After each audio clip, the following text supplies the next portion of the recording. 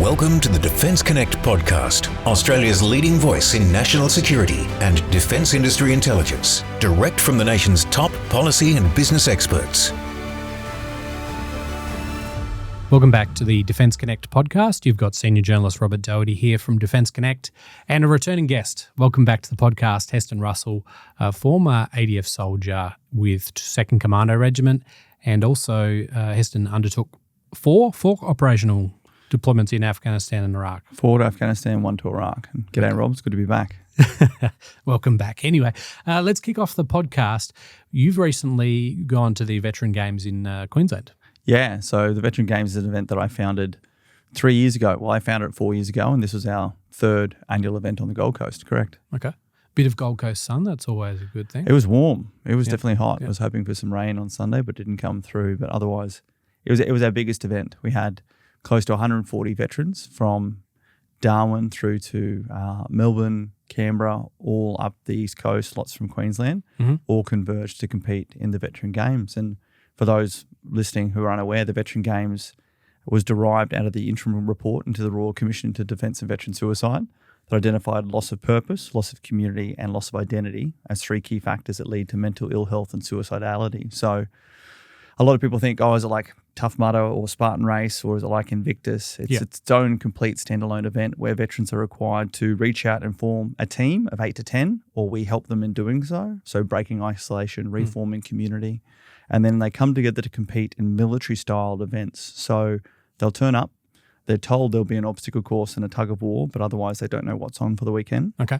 And they'll receive a mission briefing. So one of the missions was we had the body of a Huey helicopter out there. Oh, nice. So they were inserted into the location and had to navigate this giant A-frame rope obstacle to then recover a casualty where they were told, it has a laceration or gunshot to the upper left arm. They have to apply the tourniquet and apply the medical treatment required, get them onto a stretcher, and then as a team get them back up and over the obstacle, and then evacuate via the helicopter for time. And then they're assessed on teamwork, their application of the medical requirements, any other safety points they're required, and then their teamwork as well. Yeah. Sounds like it's quite similar to, defence training by the sound of it. It's meant to be. It's the standard baseline level of training, Army, Air Force and Navy across the board. And the beautiful part is, even on the obstacle course, we have the big 12-foot wall, and we had Channel 7 Sunrise doing a cross that morning. Right, yep. And even the producer and people from the public who come to watch go, look at that amazing teamwork as they're helping each other get up and over the wall. And it's those unique skills that every veteran has, whether you went through Army, Air Force or Navy, but really do set us apart from most of those in the normal civilian world. And you actually get to show the excellence of what we can do in a narrative that too often is veterans are broken, veterans can't do this, and to do things physically, to get back around your mates like we do on Anzac Day and Remembrance Day. And instead of being nostalgic while, drinking, gallons of alcohol, it's then going out there and doing it physically and the benefits we know that has on the mental fitness, the mental health aspects through to the psychosocial aspects. It was just an amazing success. And the funnest part for me is at the very end of it, where you just see people have this nostalgia, this euphoria, this influx of motivation just going, when we're getting the competitor surveys back in this week, I never knew I needed this. I hadn't seen some members of my team for 8 years and we're already training up and going to sign up for next year. And my wife and kids got to see me do things that I've told them about, but in the car ride home, they're saying, Daddy, we saw you do this, we saw you do that. And it's about celebrating those parts of our identity that too often get lost or forgotten or suppressed when veterans transition, and rebuilding the bridge between current and former serving. We had current serving members mixed in regular, mixed in with reserve, mixed in with veterans who've left. We had the senior enlisted advisor, Ken, to the senior enlisted advisor, the Chief of the Defence Force, Ken, come out, as well as the RSM Army's representative. And even just for so many of the veterans feeling comfortable reconnecting in and around each other, hearing some of the stories from each other, it's rebuilding community connection. And seeing that magic spark and flourish for now the 3rd year in a row, it's so motivating and so satisfying for me to be able to be a part of. Yeah, it sounds like quite a spectacle in that similar to you would have, they have the firefighting competitions in the US and Europe and stuff. Is there a bit of a turnout crowd-wise? I mean, spectators-wise, people come along. Yeah, sounds quite exciting. We had about 500 come through over the weekend. The issue we've had has been the location's fantastic. It's a purpose-designed location out there in the Numinbah Valley, but trying to get it in closer to population centres is my task for 2026. Yeah. And I designed this thing with each event being no more than 10 minutes or no more than 100 metres. Mm-hmm. So it can be done inside a football stadium. It can be streamed online to TV one day. It's designed to be able to be engaging for the commercial market we know that's out there, to help educate people of what veterans can do and elevate the positioning of veterans in the country. And at the same time, the plan is, and we had a coalition friend from the US there, to reform the coalition that saw us fight overseas to take the battles to the bad people, right? And to now come back together to help more proactively save lives. Every deployment to the Middle East, as we said before, I flew in American helicopters with, some British air power and support, with, alongside Canadians and even Kiwis when we're working in Iraq. And those same countries are experiencing the same issues that we are, right, under that younger demographic of veterans under the age of 40, and really want to bring the coalition back together, get some British teams, get some US teams, and take this overseas as well. Okay. Is there that public support, for these kinds of events in future? Is it at a place where you feel like there's enough public support to continue? The key thing with this is getting it to the population centres. Particularly with the national media and all the rest we had this year. Like 500 spectators is, triple the amount we've had in previous years. And it's, almost double the number of participants that we had as competitors last year. But Australia is a unique one. A lot of people want to help and support our veterans. A lot of the narrative is overtaken by organisations like the RSL. A lot of the narrative is painted towards older veterans as well. And it's just helping to raise the awareness to the broader Australian public. And again, like I said, in the context of what we can do and how excellent our community is. And in a world where all we do is talk about things, showing people the difference has been the proof in the pudding, and that's what we need to work on, is getting around and showing more people. But even getting, defence contracted businesses on board, even getting, the big people who make billions of dollars off sending veterans overseas has still been a bridge too far now for 3 years. So my hope is that with some of the awareness that continues to grow, we can get that support, because at the moment it's a veteran-led charity initiative that's being supported by veteran-owned businesses.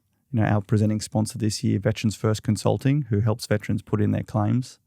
I went through 3 volunteer advocates before I paid my 4th and finally got my claims done after 4 years. They jumped on board. We did an amazing activation out there. We raised $20,000 just off chin-ups. It was pretty incredible. Through to the team from, Jericho, a veteran-owned business that does, beard health supplies for men, and State and High Sierra and all these other organisations that are our sponsors that have supported us. But really trying to get more into government funding. Have been unable to get government funding from state or federal for this year. Right, that's a surprise actually. I would have thought this is something fairly easy to go, we'll get behind this, maybe put in a team. You'd think so. You'd think so. And especially in our 3rd year, you think they'd make the effort to send someone out to see what it's about. So hopefully we can go, one step at a time next year.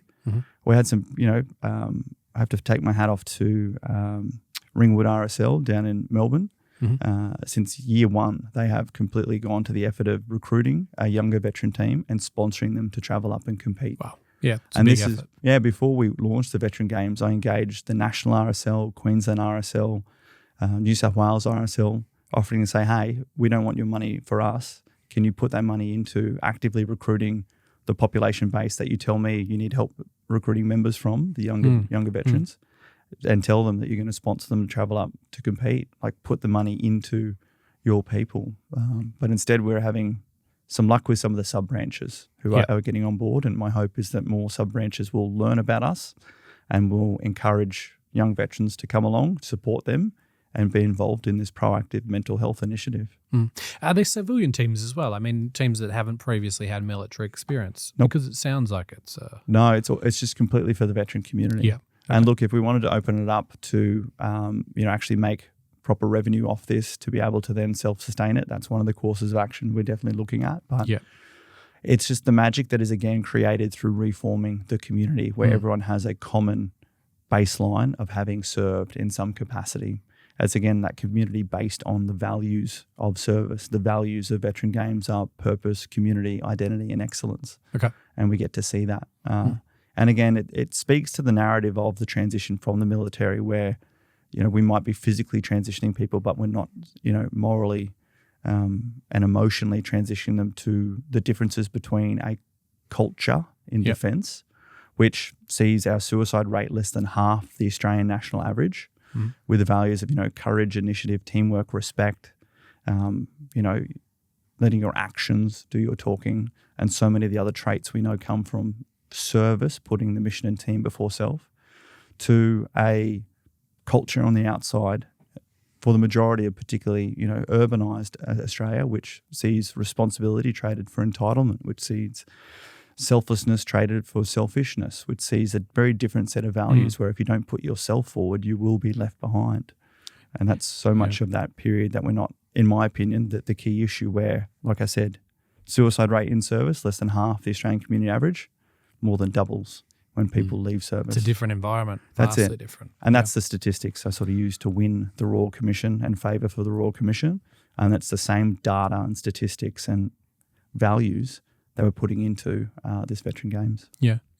Just on your own, own side there, is there a particular activity you enjoy from the Veteran Games? Is it the wall or is it the obstacle course or the tug of war? I love it all. This year in particular, so it was over 2 days, and Saturday we put them through what I'll call modular training. There's the ninja wall's always a crowd favourite. Picture a half pipe where they have to go up and over a dirt mound through the water, and then they have all these stores and equipment, from an 80 kilo tractor tire through to wooden logs, all these ammo crates, everything, and they have to sort of form a human chain and get them up the ninja wall. And then there's an even steeper ninja wall where they get an extra bonus points for getting their people up the big wall instead of the small one. Right. But particularly with that Is one, it a choice of two?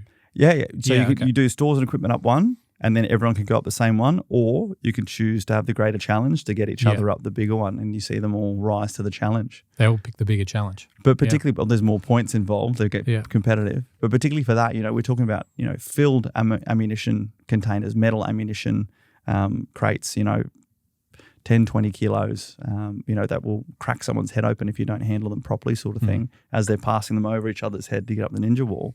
And you see, so there's this element of risk in it if you're not, deliberate in your movements, but to see them all default to, forming a chain and all the basic stuff we take for granted, and then watching the civilians in the audience seeing this teamwork in action and, geez, those ammo crates look heavy. What happens if they drop them? It's like, well, they're going to get hurt, aren't they? And, accepting this risk, identifying and accepting the risk. I bet there's a few tips and tricks there from people in logistics or something. There are, particularly pre-positioning the tyre so you have more of a leverage to push up. And if people go to veterangames.com and have a look at our socials, you'll see some amazing photos and videos of exactly what I'm talking about, and you'll see some of the techniques that come into play. Yeah, nice, very nice. We'll go to a quick ad break, and when we come back, we'll be talking about the new Papua New Guinea and Australia Defence Treaty. Welcome back to Defence Connect. You've got senior journalist Robert Dougherty, and we've got our guest Heston Russell from 2nd Commando, now retired, but the founder of Veterans Games. We're talking a bit about the new Papua New Guinea and Australia Defence Treaty that was signed earlier this week, and it involves a more clarified position between Australia and Papua New Guinea. It's updated. There's a almost NATO-style alliance wording there in which if one is attacked, the other can come to its aid, and also some specific wording about potentially 10,000 Papua New Guinea citizens coming over to Australia to train and become part of the Australian Defence Force. Heston, what's your read of this? Did you see this during the week? No, I haven't. You alerted me to it, to be honest. But look, we have a long-standing partnership relationship with Papua New Guinea. Yep. I mean, even from my early days after the Royal Military College up in then up to Townsville with Tuarau, we would each year have Wontok Warrior, which was a training exercise through which Papua New Guinean Defence Force members would come over and embed with us and train with us, through to my time in 2 Commando as the contingency company XO, where we conducted a complete deployment via air and sea to Papua New Guinea to conduct training activities and exercises. And then I actually navigated a Zodiac flotilla from, is it Daru, Where are they building the base? Where were the Chinese building the base? Daru or no? No. I'm going to get these wrong. Nauru. Yes, sorry. I always get this wrong. Yeah. The very south of Papua New Guinea all the way down to Weipa, we circumnavigated with a Zodiac flotilla. Those Zodiacs are wicked, aren't they? Little black surface vessels made out of rubber. They're great. F470, 4.7 metres with twin outboards and a commando platoon. Over 3 nights we navigated as a bit of an exercise to test border force because you can kind of island hop all the way down. But no, they're a very key strategic partner. I mean, there's a lot of Australian industry up there, particularly in mining and all the rest as well. And they are sort of our what we call northern screening force up there. Yeah. I think it's very important because I know it's also, given it's a lower, it's more of a developing economy. It's definitely much more vulnerable to the big players who have more money and can come in and provide influence. So I'm very happy to see this cemented formally. I wonder if us forming a rugby league team has anything to do that as well. Yeah, I saw that. Hard power and soft power in action, perhaps. Who knows? I think it's the PNG Chiefs. The Chiefs, yeah. Do you reckon that'll be your team? No, it won't be. No. I sit here frustrated that the federal government can't find any money for the veteran games, but can sponsor a rugby team for $60 million, $40 million. But well, I think if it's getting the defence treaty over the line, I mean, they've got to pick the rugby team. If a defence treaty is relying on a rugby team, I think we're sort of a bit lost there. But yeah, it's good to see this formalised. Yeah. I always come into these things with optimism as well as, pessimism, where, a treaty's a treaty. And, particularly when it's yet to be tested. But it's great to have this formal. All that I know about that region is it's very open to influence. And absolutely. Australia can't take their foot off the accelerator for a second because as soon as we do, say another pandemic comes along or the like, and we're not seen to provide them with what they need and others come in, they're very vulnerable to that influence. Yeah. That sort of influence we've seen is that infrastructure building from PRC and obviously cash going in there. That can be quite influential in the Indo-Pacific nations. Yeah. And I can't see really a way that Australia can compete with that apart from these sort of treaty, very much.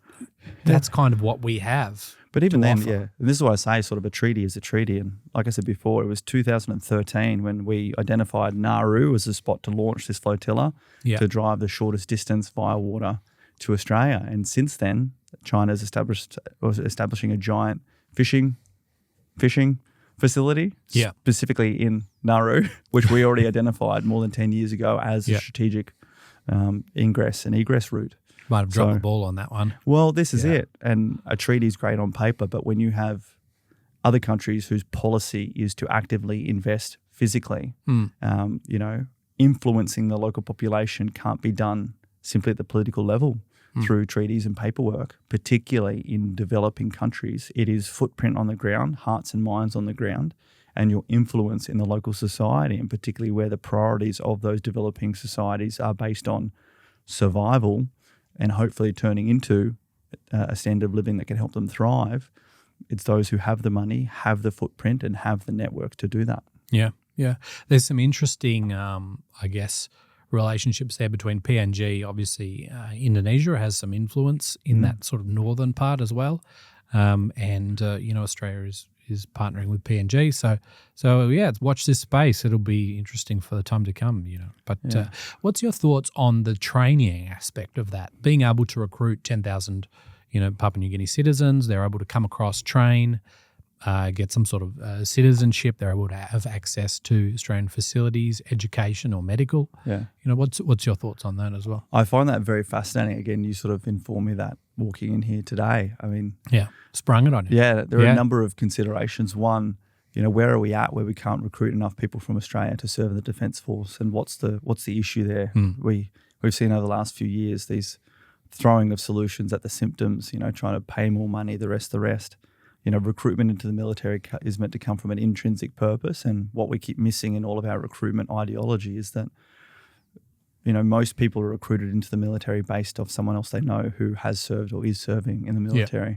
It's usually veterans recruiting, and until, veterans are back doing that, I think we're not going to receive those same numbers. And you and I could talk all day, even through a personal example of, the last few years of the way the government sort of, and the Defence Force has addressed a few issues, from the war crimes accusations ABC, gunshots being added, all the rest. Yeah. I get to hear this firsthand of why people aren't joining, right the way through to it's a very unique concept, speaking to what I said beforehand about actually influencing through the people, hearts and minds and all the rest to bring people over here through a structured system. It shouldn't get any more structured than the military, surely, and receive that, sort of cultural transaction in some regard. I'm very interested to see how that occurs operationally and logistically and administratively. But hey, greater cooperation with those partners in our region who at the end of the day are going to be the most important if our Defence Force actually has to do the very core of its job, which is physically defending Australia and our national interests. Interoperability from a systems level through to a cultural and personal level are some of the greatest vulnerability and fraction points throughout, warfare in any era. Wherever there is a gap between two lines coming together, 2 points of difference. So perhaps, interoperability, inter-training programs like this will help to close that a bit. I find it very fascinating, and I'm keen to see the training, liability and capacity of our people. But you said it beforehand, Papua New Guinea and Indonesia, 270 million people in Indonesia. I learned Indonesia at ADFA for 3 years because we saw it as a priority back then, and my first deployment was to Timor-Leste. I find these two countries in particular are those that we should be looking for such opportunities. Again, love it on a strategic piece, interesting on some systemic levels, but very keen to see how it flows through practically, for those junior officers, NCOs and soldiers on the ground who will be the ones picking up the training liability and the personnel management. Yeah. Maybe some of those previous PNG personnel that were trained as officers in the ADF, because those programs have been for a number of years now, maybe they will step into, speculation, but maybe they will step into basically informing that training. Well, you would think they have to be part of that process. Well, it depends. Is it going to be integration or is it going to be Papua New Guinean, force elements within Australian? It's kind of like what the British did with, even Fijian regiments or Indian regiments or things like this. I don't know. You mean a separate regiment? Yeah, are they going to be integrated, mixed in with the force, or are they going to be separate force alongside? That's what we don't know yet. No, okay. Just going back to the, the veteran side of things, you said, the reason why we're potentially struggling with recruitment is you got to have those veterans who are recommending to their peers, maybe their kids, you should take up a career in this. Yeah. What would be your personal checkbox that goes, you should apply to the ADF? What does the ADF need to do to convince you to say to someone, this is the career for you? You should think about it. I bring a lot of bias into this. I understand. This is an extreme example, potentially. And for the context, my father served over 30 years in the military, deployed to Afghanistan twice, Iraq twice. My brother did and served on border force protection. My mum's dad served as a section commander with 2 RAR on the Hook in Korea, and then was the first RSM of 8 RAR to deploy and then deploy them to Vietnam. Great-granddad World War II, great-great-granddad World War I, gassed twice in France. So I'm a 5th-generation veteran sitting here, and my experience was, I had to take the ABC to the federal court to prove them defamation when they called me and my platoon war criminals. And then when I proved on national TV that they edited footage, added gunshots, zoomed in, added circles, the government allowed them to do an internal review that simply said it was an editing error. And the government has never said anything. The Defence Force has never said anything when I said, hey, they said it was these dates. Here's my deployment order. I wasn't in Afghanistan because I was in Special Forces. Can you please release my deployment order? No. Through to, hey, the national broadcast has just been proven to having edited combat footage and adding gunshots for Australian soldiers in combat. But we're not making any comments. So it's the abandonment and it's not having your back.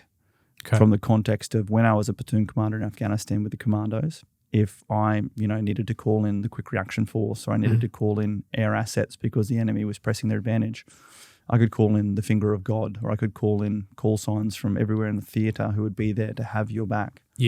But after service, when all of a sudden, the media chooses to dig into those exact same missions that it's not anything I've done outside of service, it's while I was an employee within the Defence Force. And that employee, former employer, doesn't have your back. It leaves you to question, well, is it worth me risking my future reputation, but particularly in my experience, the emotions of my family to go and do these missions, secret missions, no social media, nothing aware to the public, only to then have, no one there to have you back when it really counts. So it's like a loyalty thing to have their responsiveness post-service. Is that right? It's the values that you're taught as an officer, the responsibility of leadership through to the teamwork and loyalty, as you say, and just the moral responsibility of, we asked you to do things. Now you're being attacked in the public. We're going to be there to support you. Again, the support within the military is excellent until it proves to me that, wherever we deploy our men and women of Australia again, that the government is going to be there ready to support them afterwards. And that comes down to actions. Yeah. So it's got to be, the way I'm sort of hearing this, it's got to be priority. Veterans are a priority after their service, over. Well, it's a commitment. If someone's going to sign up and commit to serving the Defence Force, our country needs to commit that, hey, we appreciate, given the, quote, unique nature of that service, that there may be issues that go longer. And I'm not talking about mental health issues. I'm talking about, hey, if ever your service in our uniform under our flag comes into question, we will be there to support you. Yeah. And if you have done something wrong, then you will be responsible. But if you haven't, and regardless, we'll be there because in Australia, you fight for the values of innocent till proven guilty. And that has never occurred in my personal experience. That's the issue. Okay. So you want us to fight for the values, for the flag, for those standards that we pride in our democracy. You need to demonstrate them and understand that, hey, that's your undertaking to those who sign up to serve. Okay. Yeah. Okay. Yeah. It's definitely, it's a firm commitment you want, basically. Well, show me any other employer, any other corporate employer, if you work for any company in Australia and anything you ever did in that company is ever called into question, they are called into question with you. It's because as Australian citizens, when you sign up, you're not employees of the Defence Force, you're whatever it is to the Commonwealth under the legislation. Yeah. So you can't bring anything against your employer because it's the Commonwealth and because it's the Crown. Okay. So it's this unique, litigious pile of things they can hide behind. Whereas if the Department of Defence was Tallis and they weren't there to support me during this, I could take them to court. Yeah. Yeah. So it's just, again, and I don't want to go down the litigious route. This is the sad thing in Australia where everything's become litigious. We need to rely on, if we can get away with it legal or not. Like, where is the moral or ethical responsibility that comes with asking people to go away and fight in our nation's name to take lives and to risk their own lives? Yeah. Doesn't seem like a huge ask, really, for that. That's it. And it's for the families. And I come into this jaded and biased because my mother said this to me during the ABC court case where she waited, to hear from me on 5 deployments in the Middle East, and for her to say, watching me go through that case alone without the defence and government support was harder for her than waiting for any possible phone call if I'd been injured overseas. And my family didn't sign up for that, and I didn't sign up to put them through that. So when my nephew told me he wanted to join the military, I had a very similar conversation and said, hey, let's keep working on it first. I prefer you to go and have... I also would prefer more young Australians to not go straight from high school into the military. This is the biggest thing I sort of identified where... This is that 1 year gap year, or more, or just full term. I don't want to put a time limit on it. I want to come back to that Royal Commission finding of identity. I think people need to have a chance to form an identity outside of an institution before going from one to the next. Yeah, because again, moving into the Defence Force, you're indoctrinated into an institution where it puts yourself subordinate to the mission and team, and particularly for young people coming out of high school, coming out of the home. That's their home situation that's provided Maslow's hierarchy of needs, trying to find self-actualization then within an organisation. They become the best version of them, where their identity is their purpose, their identity is their career, their identity is their community. And when both that career and that community leaves, when you leave service, that's where they're left sometimes for the first time in their life reconstituting an identity outside of that. It's a bit of a void, isn't it? It is. Yeah. It is. Yeah. And even from finishing my career running the Commando selection course and reinforcement cycle, those people, we even had a direct recruiting scheme. Those people who came to us with life experience outside of the Defence Force came with a mindset that was wider to asking why and solving problems outside of an indoctrinated structure. Instead of being green and military on everything, they had these different perspectives. When we deployed to other places where it wasn't just combat, they had more of those personal and social skills. So I really see it actually being a value add to the military, having more people with more lived experience before entering into the institution. The issue is, from a recruiting aspect, it's far easier to recruit people straight out of school, straight in. Yeah. But if we were serious about so many of the recommendations and findings that came from the Royal Commission, then the government would not allow that, in my opinion, because it is proven from a psychological model that you are simply recruiting people who are yet to develop their identity, issuing them with an identity, and we're still not yet adept in reconstituting an individual identity outside of that institution. Yeah. In that case, is it preferable to basically hold off, for a few years, let people create their own identity and find more about themselves, and then start from, say, a compulsory point of view from, say, when you're 20 or 25 or something like that? Compulsory. Would that work? When you say compulsory, what do you mean? Like a compulsory service sort of model? I think as soon as you're forcing people to serve, you've already lost it. Yeah. Again, going back to my point before, like, service has to come from, a motivational level, preferably intrinsic. As soon as you start forcing people to serve, you're going to get. I mean, the problem there is if you're willing to sort of, I guess, you're going to forgo that straight out of school recruits.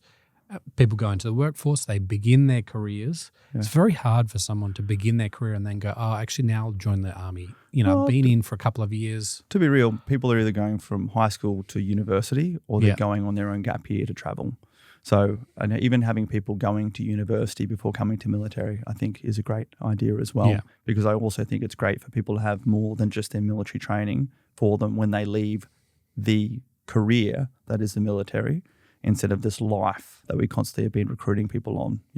The Americans do such a great job, and I've worked in and around them for years, where this is going to be, they recruit people with a finite mindset. This is going to be a career that's going to make you better in your life, but you'll have other careers. Yeah. And I will say that I have probably recruited dozens of people indirectly into the military, and I know because there's some going through ADFA at the moment who messaged me saying, hey, I've seen the way you conduct yourself, currently out there against the ABC and the media and the veteran games, whatever, and I want to be like that or a part of that. I saw that you went through ADFA and you went through this. I'm hoping to do the same path. This is where I believe, showing people the value of what veterans can offer outside of the military is actually the best way to recruit people. And this is the message that I say when people tell me they're joining the military, because they've seen what I do. It's like 100%. My career in the military, especially in the commandos, made me the capable person I am today. And to go into the military with your eyes and ears open, to complete your service for the right reasons, and go through the upskilling that incredible organisation does for you, with the knowledge that it might not have your back on the outside, but in the pursuit of your own excellence in life, 100% get amongst it. You're not going to achieve any form of training and community and, Maslow's immersion like you're going to get in the military. And I think that's a fantastic narrative. It's just having adult conversations as opposed to selling people on, in my army, you can do this, do that. It's like, hey, you want to be a better Australian? You want to be a better human? Join the military. Apply yourself, test yourself, see how good you are, work within a team that has your back, work within a culture that is based on values, and then we will do our best to transition you out so you can actually lead Australia afterwards, things like this. It's a good message. It is, and it's what young people want. Young people want inspiration, but instead we've handed recruitment over to marketing organisations that are trying to achieve sales, and it's not about sales. Do you remember, actually this reminds me of, do you remember the old Rise ad for Australian Army? No. Amazing advert. Maybe we can get the team to clip it up, but very inspiring and sort of like that. And very different to the ads now where we see it's more about the shiny toys. You got your jets and your tanks and all that sort of stuff. And, you can come and play with this stuff in the military and all that sort of thing. Yeah. So, different project. Maybe. People watching this, taking the ABC to court, engaging the media, all this. I haven't had any training. I've relied on every single skill set from briefing, combat orders in Afghanistan through to just, being smart enough to think through the why and the purpose in things, through to forming the veteran games. Like all the skill sets I was taught in service and then the other veterans I've brought along in the team to help me do that. That's it. There's no special course. We don't have MBAs. We haven't gone to Harvard. We haven't, it's identifying a mission, finding purpose, briefing that purpose, understanding people, bringing them together and appreciating what actually is leadership as opposed to authority, and putting it all together to achieve amazing outcomes. And I want more people to experience that. Like I joined the military because growing up, I was fat, I was unpopular, high school I hated and I didn't know who I was. But I can't imagine you as a fat yeah, kid. oh yeah, it's in my book. Have a look in my book. I haven't read it yet. Yeah, but, there's a picture of me with my best friend in high school, my Nintendo 64 at about 5'6" and 80 kilos. Great console, great. But what is your book as well? We may as well. Heston Russell, Forging the Will to Fight. If you go to hestonrussell.com/book, you can Check get it out. And hopefully by Christmas, the audio book will be out as well. But for people that don't read, yeah, perfect. I recorded all myself. It was quite the mission. Is it with your voice? Your voice it is. does it. Wow, over 30 hours in the studio. Commitment. Yeah, wow. Yeah. But see, I remember once we were at a church carols by candlelight on the weekend, and this gentleman was going to drive out, and all of a sudden the horn of his car started blaring, and he started veering off the road. And next thing it was my dad and his mates who were over there pulling him out of his car and conducting CPR straight away, and while everyone's sitting there just watching, and it was those military men in my life growing up. Even my grandfather, who I never knew him as a soldier, I knew him as a gentleman and as a fisherman. And then I heard about his past. He never talked about it. But the character traits and the values, and, my dad's the one who taught me it was okay to cry and all the rest of it. Just these superior men in my life were from the military, and I wanted to be like them. And it wasn't from a macho perspective. It was just, when we went camping, when we went adventuring in the bush, I learned so many things as a kid having those military men around me, and it set me up for being a better human. And that's why I joined the military. I never saw a recruitment video. I saw people I wanted to be like. Yeah. And 90% of the people you'll talk to had some positive influence in their life from someone who has served. Particularly those who stay in for a longer time. Those who hey, I need a job, I need to get paid, I'll go do a few years in the military, great. And it's great for hitting recruitment numbers, but we're not even looking at, what capability is actually being provided. Recruiting people for the minimum 4-year tenure and turning them over. How many more resources is that taking from recruiting people who are going to be there for 10 years, for 20 years? And how do we look for those people who are going to bring that expertise and mastery, not just basic training level skill sets throughout the workforce? Yeah. I think I've often heard it described within the defence industry as when you're joining the ADF, it's either up or out, it's an up or out strategy. Either you're moving up the ranks or you're basically leaving, heading over to consultancy roles and things like that. Is that what you've seen as well? Or I had a very unique position being in Special Forces where, the guys knew the officers might rotate in every 3 or 4 years. Yeah. But the soldiers and NCOs could be in there for 10 or 20 years, just given the massive investment and high quality people we would, pass selection and train. And particularly in that organisation, you had people stay who wanted to be there. Yeah. And that's the culture we need to breed. There are those who are always going to want to rise the social or professional ladder. Sure, they'll come through. But one thing I was disappointed on was that there was that up and out sort of culture too much. We need to promote you, as opposed to some people don't want to be promoted. Let them enjoy their roles. Obviously, there's some coaching in helping people to realise their leadership potential, but particularly as the higher ranks in a peacetime military are poached by defence corporates and all the rest. Provided alternative employment, I think we would prefer. Sure. What unfortunately happens is that a lot of the people you have left in the military are those who aren't desirable to the defence corporate world, perhaps for some reason. So there is a genuine talent drain, and particularly in a peacetime military, these are the real world issues that they're sort of going to have to come to grips with, because you can't recruit people straight into those ranks and corporate experience. We'll talk a bit more about that, the retention or people travelling across in the revolving glass door, as it's known, after this ad break. Welcome back to Defence Connect. You've got senior journalist Robert Dougherty here and our guest Heston Russell from former Commando Regiment and now founder of Veteran Games. We're talking a bit about the up or out strategy, I guess, of employment in the ADF. And now we're talking a bit more about what we're seeing out of the US, where they're saying new standards are announced through the newly minted Department of War, and some comments as well from Pete Hegseth saying they want to transition back into a force-ready military. What are some of your thoughts on the speeches that were made there? And in particular, I know that Hegseth has said that they want to streamline it so it's about lethality, and they want to cut back on what he has termed DSI or diversity programs and things like that. DEI, sorry. Yeah. Not DSI. That is, in fact, a defence conference. There you go. Hey, I'm all for standards, having, again, come from the context of redesigning and running the Commando selection course. The higher the standards you have with a direct backcasted line to the capability you're meant to deliver, it's relevance. And to have a standard that people aspire to and have to train to get to, you're already recruiting someone with the mindset, the character attributes, and the elements of the culture you need to achieve high performance and elite, to achieve excellence. Yeah. And that's my first-hand experience. You're getting a focused sort of recruit. 100%. Yeah. And for instance, when you have the Commando selection course, 4 weeks of the hardest stuff you'll do physically and mentally to break you down and expose your emotional resilience, every single activity is scored against one or more of the Commando attributes. Okay. Everything is backcasted from the capability we're meant to derive, the courses to provide that capability, and the personal and organisational traits or values we know we need in order for someone to be the most successful in them being trained and deployed within the team unit to do that. Mm-hmm.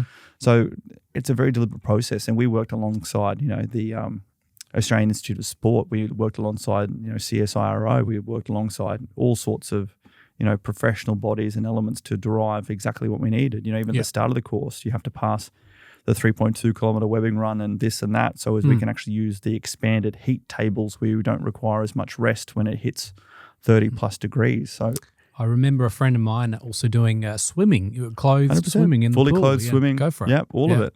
And it's derived to make us comfortable that you are in a fit enough condition that we can push you to the further training limits which otherwise aren't available to those just regular recruits off the street. So I'm all for standards. I think as a population in the Western world, fitness standards have dropped off, particularly with sedentary life. Sitting is the new smoking, the rise of technology, the less and less in moving into the active life as a generalization and as a majority, and particularly within a defence force, that is becoming so much more technical. I mean, when I was an infantry platoon commander up in Townsville at High Range, I have to send out patrols to clear re-entrance and, woodland areas and all the rest. Nowadays, you can launch a handheld drone to do the same thing. Yep. So just through the natural evolution of the battle space, the sedentary levels are rising and the fitness levels perhaps are dropping off, and reflected in society, more and more TV, more and more computer systems, more and more games, more and more whatever. Did we get a bit lax there in standards over time? Is that? It's just society's evolving. Yeah. It's evolving to what it is. Laxed is insinuating that one is right or one is wrong. I think it's just a matter of fact that you no longer have to be as physically active in this world in order to achieve the basic level of survival. Okay. I think that's it. And particularly in the Western world, our ability to thrive actually makes us more and more sedentary in modern day-to-day tasks. Unless you're in a manual labour or a physically exerting job. So I'm all for standards with a derived outcome that have demonstrated why they are set. Yeah. I think there's a push towards uniformity in these new US standards as well. I mean, they're saying no beards, obviously. I will always fight against no beards. You're a beard man. Well, yeah. One, I hate shaving. Yeah. And two, I mean, I came from the whole Middle East focused piece, so having a beard had a whole cultural piece. Yeah. Yeah, there's a compliance piece where grooming standards in particular are a key module of just default compliance. Someone tells you to jump, you say how high. Everyone looks the same. It's this. There's gas mask, operation apparently. Sure. Well, maybe. It's this combined identity. Look, and that's it. Like when we were on domestic counterterrorism role at 2 Commando, where you had to train in gas masks, there were no beards. But then when you weren't, it was more related to the Middle Eastern side of the house. So there's the cultural elements where people are meant to all look the same, not be identified from each other, all the rest. Yeah. Fascinating how that argument holds up in the days of facial recognition software these days. Might it be better to actually have people's faces distorted if you're actually serious about Maybe protecting? the beards are back in. These are the conversations. I'm conscious that it's interesting that, that the Secretary of War is having these conversations, and I'd love to see where it's coming from the ground up. But hey, someone has to set the standards, and that's their prerogative. That's America for you. Yeah. I'll go back to something interesting you talked about as well. That recon drone you're saying, you can send it up and get a bit of a picture and maybe capture a few faces if they don't have beards. Yeah. What are your thoughts on, the introduction of drones into special forces, particularly in Ukraine? We're now seeing widespread use of these sort of explosive drones, the FPV drones. Yeah. If you were back in your sort of Middle East days in Iraq or Afghanistan, do you reckon you would have used an FPV explosive drone in a couple of the missions maybe? Well, a lot of people don't know this. 2015, when we were deployed to Iraq, I was the Special Operations Joint Plans Officer for the SJIDF OIR, Special Operations Joint Interagency Task Force, helping to coordinate the fight against Daesh, ISIS, who had captured Mosul, and then also down into Syria. And it still disgusts me to this day that the Australian public doesn't know our special forces were doing that the public snapshot is the Brereton Report of Afghanistan, whereas we've done so many other special operations missions and task forces since then.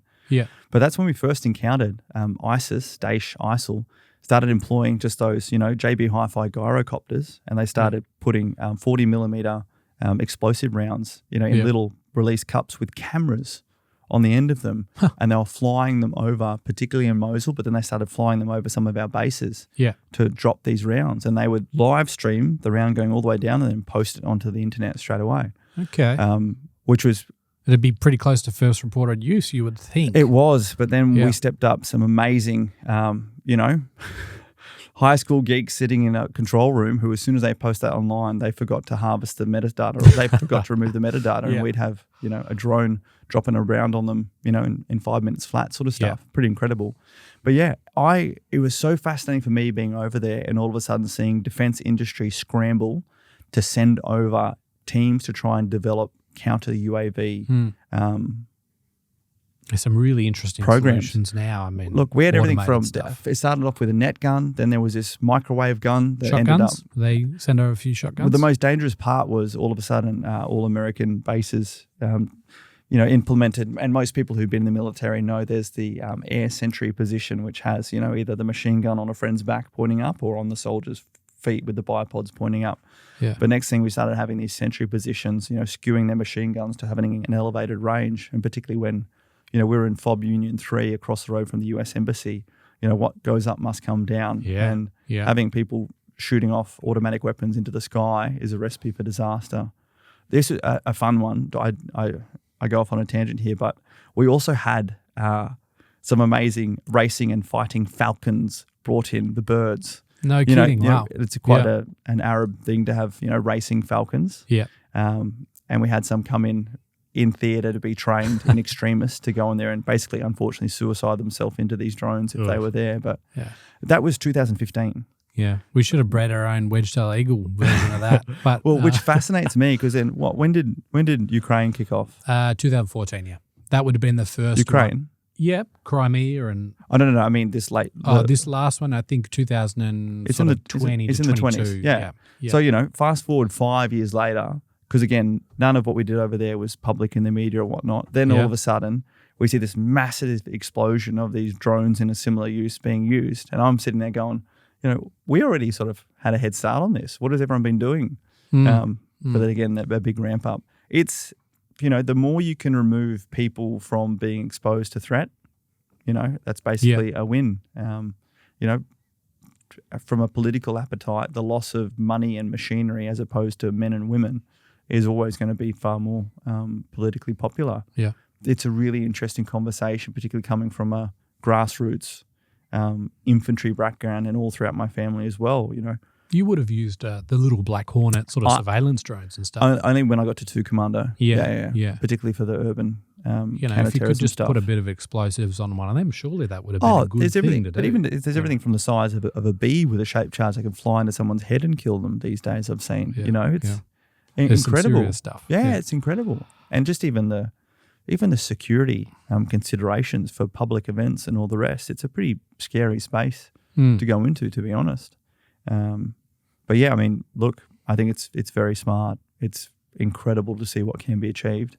I sort of fear for where we get to, because I know a lot of the counter pieces of equipment, you know, radio waves, all the rest that are required to provide the safety bubbles around are also not good for human consumption in the long term at all. Yeah. So, you know, you got to weigh up the risk to people immediately versus the risk to people long term. And I wonder if people are being even made aware of those risks. Yeah. When you put those sort of, I guess, defensive systems in a place like in the, you know, the base here in Sydney, or, you know, you got to imagine it's a pretty populated area. You definitely don't want something coming down or being emitted in the wrong direction. No. It's an interesting space. All technology glitches, you know, usually less than people, but it's, you know, it's a space that I won't say I'm relevant to provide educated comment on at all, but it is fascinating as a military tactician, you know, who's had to being in such a unique place where we absolutely had amazing technology at our disposal, but not at this level, not at the level of replacing people in combat roles sort of function. Yeah. It's a fascinating time, having done the hard yards over here, to then watch what's coming in and just see how much it can also help to compensate for a lack of tactical mastery from some people. You know, there really is an art to military tactics, particularly when it's hot and it's hot and it's hard and there's high risk and you're relying on people to achieve the mission versus being able to augment or replace those people with drones and other technologies. Yeah. I find that really fascinating. Australia is not, you know, we're not a massive defence force, and I feel that, you know, some of this technology that's unmanned, you know, we're talking about ghost bats for flight and stuff like that, and I think they're also working on also underwater, 100%. 100%. Ghost shark and things. This is it. Like we are a land girt by sea. We are in the most incredible. We are one of the most incredible physical locations to be able to preserve us and our interests. Should, you know, the apocalypse come down here in the Southern Hemisphere. I mean, hell, we're even on our own tectonic plate. Like, we don't even have to worry about what most other island nations have to be worried about. And our ability to defend the littoral space, the air and the sea that gird our land is key. And, you know, like you're saying, the ghost bat and others, we can have, you know, one fighter, you know, that can then all of a sudden turn into 5, essentially, through to the same, you know, unmanned drone submarines, you know, able to cover off on our oceans at every level. Incredible. And that's the sort of stuff we need to be. But, you know, stepping it up so we can actually manufacture it here and not rely on our lines of supply overseas is also. Yeah, that's a different beast entirely. It is. And, you know, from our own chats within the defence industry, we often hear there's a lot of great innovation happening in Australia, but part of it, the problem is that there's almost like an opinion that you have to go to the US and be able to sell it to the US or UK or in Europe, and then once it's been sort of proven there, then Australia will look at buying it and bringing it back. Isn't that sad? I mean, it's a very common sort of, I would say, an open secret at this point. Yeah, That's for how sure. it works. I mean, the money and all that, like war is big money. And it's those countries that have been sort of waging and sustaining war that, you know, have the checkbooks for that. Yeah. If we were serious about, you know, making jobs in Australia through to, you know, actually having proper sovereign capability that doesn't rely on treaties being enacted and all the rest. That's just my opinion. But We'll finish off, a bit more about what you're up to in the next 12 months. Heston, what have you got on? Have you obviously planning for 2026 Veterans Games? Yeah, planning on really announcing hopefully something big. Is there another book coming out as well? The audiobook is the big one. Yeah, And bringing the veteran games to the garrison towns and to more of the population centres and working on a plan with a team to try and do that for 2026. Do you think it'll move to Townsville or somewhere? Or Well, in August we did the event up in Darwin. Yep. Already talking with the brigade commander at 7th Brigade in Brisbane to hopefully do something there. And then good old Ben McLennan, who was the adjutant at 2RR when I marched in there as a lieutenant. He's the brigade commander up there in Darwin. So I hope to be able to bring it. Look, it doesn't have to be on base. We'll do it off base. Again, bridging the gap between current, former serving and civilian. Okay. That is our plan. But particularly for me next year, looking to see how I can expand it to the US and the UK in some way to help just elevate what we do and reform the coalition, like I said. But otherwise, I'm back into my public speaking. We're coming towards the end of the year, and in particular getting to corporates and talking about leadership, culture, values, the way we recruited people into special forces, the way you deal with tragedy and crisis that comes in everyone's lives. I love talking about that, and I've got a few corporate gigs lined up and more to come. Go to hestonrussell.com if you'd like to book me. There's a free advert. I enjoy it so much. I really do, because like I said before about the tactics of, military maneuver, leadership. Too many people think what we see in our politicians these days in leadership, it's not. It's self-serving and it's politics. Whereas I had to spend 4 years at ADFA and RMC before I was allowed to take over, be responsible for the smallest group of military members. I'll throw a curveball on this one. It occurs to me that, we do have, there's a few politicians that have sort of that military background. I think Jackie Lambie has Australian Defence Force background as far as I know. Lambie, Hasty, Phil Thompson. Yeah, there's a whole bunch. Is there Even Barnaby. Is there a time now, is Australia ready for someone, a leadership like maybe not in the next 3 years because we've got a current PM, but that next election, is there a spot for a politician with military experience the issue with Australian, to take that top job? The issue with Australian politics are the political parties. No matter how good the individual is, like people like Jackie and Pauline and Bob Catter, who have their own parties, they're actually the people that I have connected with the best, and those three in particular are the reason why we won the Royal Commission. Yeah, all the others may be good people, have good military experience and all the rest, but at the end of the day, they answer to the party, and that's the way it is. So it's because there's no military aspect in your major parties like your Labor, Liberal. There is a massive gap for a party based on true leadership, in my opinion, and having people who have served in the military, first responders, frontline, people who have actually learned that leadership is a skill and comes down to uniting people with purpose and is about motivating people through inspiration, not through authority, control, and economics. I think there's a huge gap, but the Australian society has to remember that. Yeah.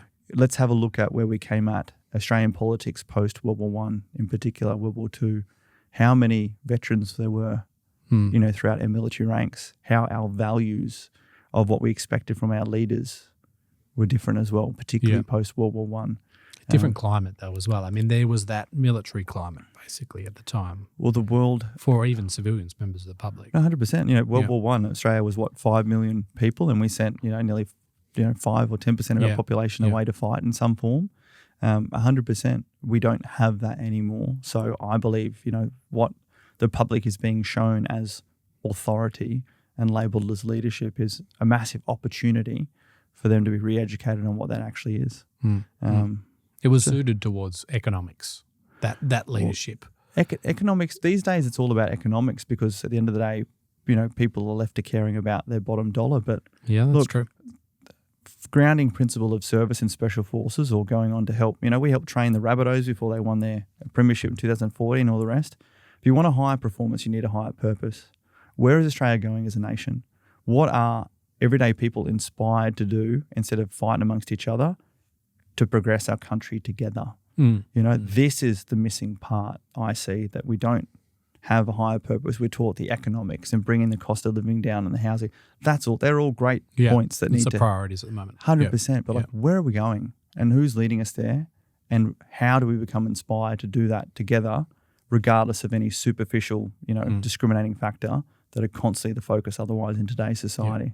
So there's still not that appetite there for what you're talking about, that change of sort of more of a military leadership that's moving the country forward, from a capability point of view rather than I think there is. I just think that so much of the Australian population hasn't seen it in a long time, so they've perhaps forgotten about it. Yeah. But this is the best thing about leadership. You can't buy it off a shelf. You can't download it off the internet, but you know it when you see it because you feel it.